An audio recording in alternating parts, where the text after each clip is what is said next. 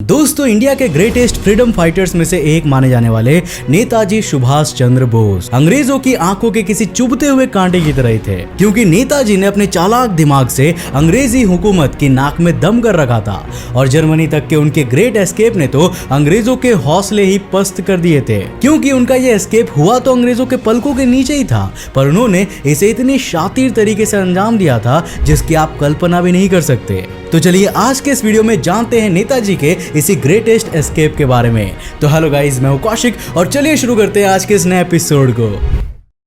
दोस्तों, आजादी के रण में लोगों के मन में एक अलग ही हुंकार और जोश भरने वाले सुभाष चंद्र बोस, जिन्हें हम प्यार से नेताजी भी कहते हैं, उनका इस लड़ाई में बहुत ही खास योगदान था। उनसे प्रेरणा लेकर कई लोगों ने आजादी के समर में अपने प्राणों की आहुतियां दी और हमारे प्यारे देश को अंग्रेजों से आजाद करवाया था। लेकिन नेताजी की एक बात जो उन्हें दूसरों से अलग बनाती थी, वो थी उनकी दूरदृष्टि। जब वर्ल्ड वॉर 2 के दौरान दुनिया 2 धड़ों में बंट चुकी थी और ज्यादातर देश एक दूसरे से लड़ रहे थे, तब जहां एक तरफ महात्मा गांधी भारतीय लोगों से इंग्लैंड की तरफ से सेना में भर्ती होकर लड़ने के लिए कह रहे थे, तो वहीं दूसरी तरफ नेताजी का यह मानना था कि अंग्रेजों की दमनकारी नीतियों से छुटकारा पाने का सबसे सही समय है, क्योंकि वर्ल्ड वॉर की वजह से ब्रिटिश एम्पायर काफी कमजोर हो चुकी थी, जिसके चलते हमें जर्मनी का साथ देना चाहिए, जिससे वो भी हमारी मदद करे। अंग्रेजी हुकूमत के खिलाफ उनकी इसी मुखारत ने उन्हें भारत में अंग्रेजों का नंबर 1 दुश्मन बना दिया था और इसी वजह से नेताजी को अंग्रेजों ने 2 जुलाई 1940 के दिन राजद्रोह के जुर्म में गिरफ्तार कर लिया और कोलकाता की प्रेसिडेंसी जेल में डाल दिया।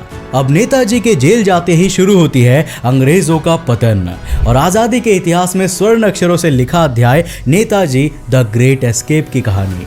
हिटलर की सेना ने समूचे यूरोप में उत्पत्त मचा रखा था। एक्सिस फोर्सेस ने अलाइड फोर्सेस के नाक में दम करके रखा था। एक्सिस फोर्सेस की इन गतिविधियों का सबसे ज्यादा शिकार इंग्लैंड हो रहा था।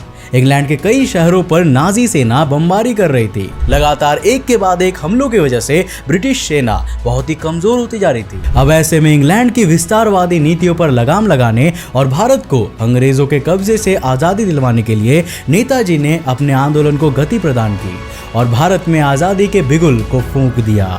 अब दोस्तों, इस वक्त जहां गांधी जी भारतीय सेनाओं से इंग्लैंड के लिए लड़ने का आह्वान कर रहे थे, तो वहीं नेताजी बिल्कुल उनके विपरीत काम कर रहे थे।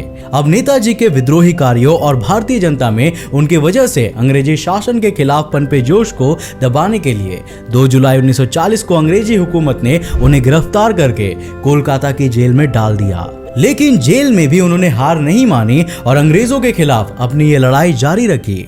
लेकिन नेताजी इस बात को अच्छे से जानते थे कि जेल में रहकर वो अपनी इन गतिविधियों को उतनी गति नहीं दे सकते जितनी वो बाहर रहकर कर सकते हैं, और इस बात को समझते हुए और अंग्रेजी हुकूमत को झुकाने के लिए उन्होंने जेल से ही अपनी गिरफ्तारी के विद्रोह में 29 नवंबर 1940 को भूख हड़ताल शुरू कर दिया। अंग्रेजी शासन जब अपनी पूरी कोशिश करने के बाद भी उन्हें झुका नहीं सका और इस हड़ताल से उनकी हेल्थ खराब होने लगी, तो गिरफ्तारी के 1 हफ्ते बाद ही यानी कि 5 दिसंबर 1940 को गवर्नर जॉन हर्बर्ट ने उन्हें रिहा करके एक एम्बुलेंस से उनके घर छुड़वा दिया।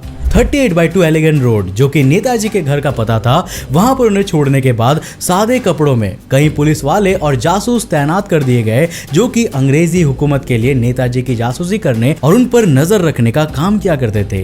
ये जासूस नेताजी के पल पल की खबर अंग्रेजी ऑफिसर्स तक पहुंचाते थे।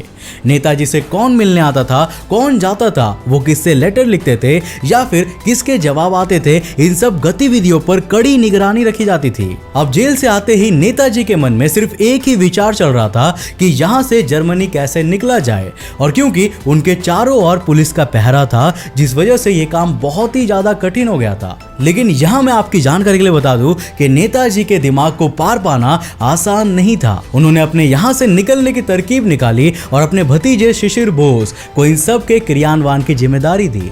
दोनों ने मिलकर यह तय किया कि वो घर के सामने से अपनी जर्मन मेड वैंडरर कार से निकलेंगे। शिशिर बोस नेताजी की इस योजना के बारे में अपनी किताब द ग्रेट एस्केप में लिखते हैं कि उन्होंने अपने घर से बाहर निकलते ही सबसे पहले कोलकाता के एक डिपार्टमेंटल स्टोर में जाकर नेताजी के भेष बदलने के कपड़े खरीदे और कुछ अन्य जरूरी चीजें भी खरीदी। उन्होंने नेताजी की नई आइडेंटिटी बनाने के लिए विजिटिंग कार्ड्स भी छपवाए, जिस पर उनका नाम Mohammad Ziauddin BA LLB travel inspector the empire of India assurance company limited, permanent residence, civil line, Jabalpur लिखा हुआ था। आपको जानकर आश्चर्य होगा कि अपनी इस यात्रा की खबर नेताजी और उनके भतीजे शिशिर ने किसी को भी नहीं बताया था।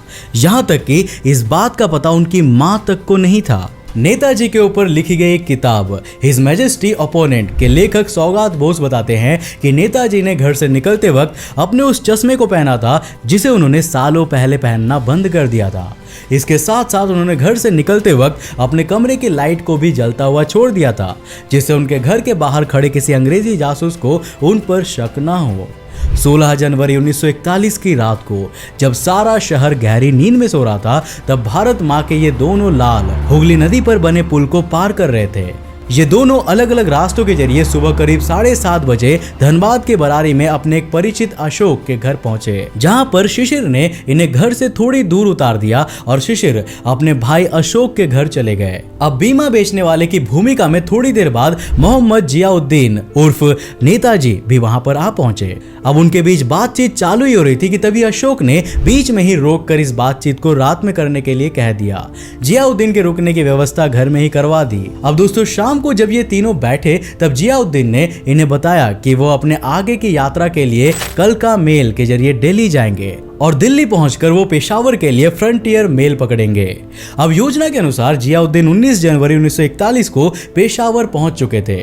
यहाँ पर अकबर शाह नाम का एक व्यक्ति उनके लिए पहले से ही इंतजार कर रहा था। अब जैसे ही जियाउद्दीन स्टेशन से बाहर निकले, अकबर शाह उन्हें देखते ही पहचान गए। थोड़ी देर बातचीत करने के बाद दोनों लोग पेशावर स्थित ताज होटल निकल गए, जहां पर उनके रोकने की व्यवस्था की गई थी। होटल पहुंचकर नेताजी को एक आलीशान कमरे में रुकवाया गया, लेकिन अगले ही दिन अकबर शाह ने उन्हें एक परिचित मित्र आबाद खान के घर शिफ्ट करा दिया। अब यहाँ नेताजी को पाश्तून भाषा नहीं आती थी, इसलिए उन्होंने निश्चय किया कि वो इस भेष में एक गूंगे बहरे का किरदार अदा करेंगे। अब नेताजी की ये योजना बिल्कुल चरणबद्ध तरीके से चल रही थी। अब इसके अगले चरण में यह तय किया गया था कि नेताजी द्वारा स्थापित फॉरवर्ड ब्लॉक के 2 लोग उनको अड्डा शरीफ की मजार पर जियारत कर ब्रिटिश साम्राज्य की सीमा पार करवाएंगे। अब इसके लिए 26 जनवरी 1941 की सुबह नेताजी को उनके साथी अपने साथ कार में ले गए और ब्रिटिश सीमा क्रॉस करने के बाद कार को छोड़ ये सभी कच्चे रास्तों से होते हुए अफगानिस्तान में दाखिल हो गए। 28 जनवरी की रात ये लोग अफगानिस्तान के जलालाबाद में स्थित अड्डा शरीफ की मजार के पास पहुंच गए, जहां पर उन्होंने जियारत करने के बाद 30 जनवरी को अपनी योजना के अगले स्टेप यानी कि काबुल की तरफ अपने कदम बढ़ा दिए। 31 जनवरी 1941 को नेताजी सफलतापूर्वक काबुल में दाखिल हो चुके थे। अब इधर कोलकाता में किसी को भी खबर नहीं था कि नेताजी अपने घर से गायब हो चुके हैं। उनके घर के सदस्यों से भी जब पूछा जाता था कि वो कहाँ हैं, तो सभी एक ही जवाब देते थे कि उनकी तबीयत बहुत ही ज्यादा खराब है, जिस वजह से वो घर पर ही आराम कर रहे हैं। अब योजना के मुताबिक 27 जनवरी को अदालत में नेताजी की पेशी के दिन इस खबर को लोगों के सामने लाया जाना था, लेकिन नेताजी के 2 भतीजों ने पुलिस को यह खबर कर दी कि नेताजी घर से गायब हो चुके हैं। और जब यह खबर 27 तारीख को आनंद बाजार पत्रिका और हिंदुस्तान हेराल्ड में छपी, तो पूरी पुलिस प्रशासन के साथ साथ ब्रिटिश हुकूमत शर्मसार हो गई। जब यह खबर आग की तरफ फैली, तब ब्रिटिश वायसरॉय लिलनित गौर ने बंगाल के गवर्नर जॉन हर्बर्ट की खूब खबर ली। यहाँ पर उनके भाग जाने से पूरे देश में हड़कंप मचा हुआ था, तो वहीं नेताजी बड़े ही आराम से अपनी योजना को दिशा देने में लगे हुए थे। काबुल पहुंचने के बाद उन्होंने सबसे पहले सोवियत एम्बेसी से संपर्क करने की कोशिश की, लेकिन जब उन्हें इसमें सफलता नहीं मिल पाई, तब उन्होंने डायरेक्ट जर्मन एम्बेसी को अप्रोच किया, जहां से उनके बाहर निकलने की योजना पर काम किया जाने लगा। सबसे पहले जर्मन मिनिस्टर ने जर्मन फॉरेन मिनिस्टर को यह बताया कि उन्होंने नेताजी के कहने पर रशियन एम्बेसडर से उन्हें निकालने के लिए बातचीत की है, और जब तक ये बातचीत निष्कर्ष पर नहीं पहुंच जाती, तब तक नेताजी को कहा गया कि आप जहां हैं वहीं ठहरे रहो और सुरक्षित रहो। अब शायद ही आपको मालूम हो कि बर्लिन और मॉस्को के बीच जारी इस बातचीत के बीच नेताजी ने खुद को काबुल के लोअर गेट के पास स्थित लॉज में छिपा कर रखा था, जहां पर वो साइमंस कंपनी के एम्प्लॉय के संपर्क में रहे। अब थोड़े दिनों बाद इसी एम्प्लॉय के जरिए उनके पास ये खबर आई कि उन्हें अपनी योजना के अगले चरण के लिए इटली के एम्बेसडर पिएत्रो कुआरोनी से मिलना पड़ेगा, जो उन्हें काबुल से निकलने में मदद करेंगे। इस खबर के मिलने के बाद 22 फरवरी 1941 को नेताजी ने इटली के एम्बेसडर से मुलाकात की और उन्हें अपनी योजना के बारे में बताया। अब इस मुलाकात के थोड़े दिन बाद नेताजी को एम्बेसडर की पत्नी के जरिए यह खबर मिली कि उन्हें अपनी एक नई तस्वीर खिंचवानी पड़ेगी, जो बिल्कुल उनके नए स्वरूप में हो।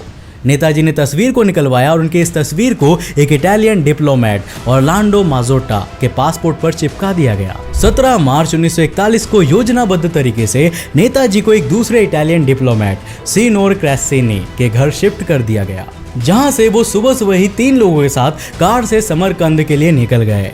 समरकंद पहुंचने के बाद ट्रेन पकड़कर नेताजी को मॉस्को रवाना कर दिया गया, जहां से वो अपने जर्मन साथियों की मदद लेने के लिए जर्मनी की राजधानी बर्लिन चले गए, जिसके साथ ही उनका ये एस्केप प्लान सफल हो गया। दोस्तों, नेताजी का ये एस्केप इतना ज़्यादा ग्रेट था कि इसने अंग्रेजों के भी होश उड़ा दिए थे, क्योंकि अब उन्हें समझ आने लगा था कि नेताजी किसी के रोके नहीं रुकने वाले और जल्द से जल्द उन्हें भारत को छोड़कर जाना ही पड़ेगा। तो दोस्तों, ये थी हमारी एक और इंटरेस्टिंग वीडियो। मुझे उम्मीद है कि आपको नेताजी के ये ग्रेट एस्केप के बारे में पहले नहीं पता होगी, और अगर आपको इस वीडियो में पता चला और आपको नेताजी पर गर्व है तो यार इस वीडियो को एक लाइक करना तो बनता है यार। तो फटाफट से वीडियो को लाइक करो और साथ ही जाते जाते मेरे एक सवाल का जवाब देते हुए जाना। मुझे ये बताओ कि नेताजी सुभाष चंद्र बोस का फेमस नारा क्या था? नीचे कमेंट सेक्शन में बताओ, देखते हैं कि आपको पता है। तो आज के लिए बस इतना ही। अगर आपको ये वीडियो पसंद आया तो इसे लाइक करने के साथ साथ अपने फ्रेंड्स के साथ जरूर शेयर करना। अगर आप नए उस चैनल पर ऐसे इंटरेस्टिंग वीडियोस को देखना चाहते हो तो इस चैनल को सब्सक्राइब करने के साथ साथ नोटिफिकेशन बेल ऑन कर देना, ताकि आप देख सको हमारे वीडियो सबसे पहले। तब तक के लिए बाय, जय हिंद।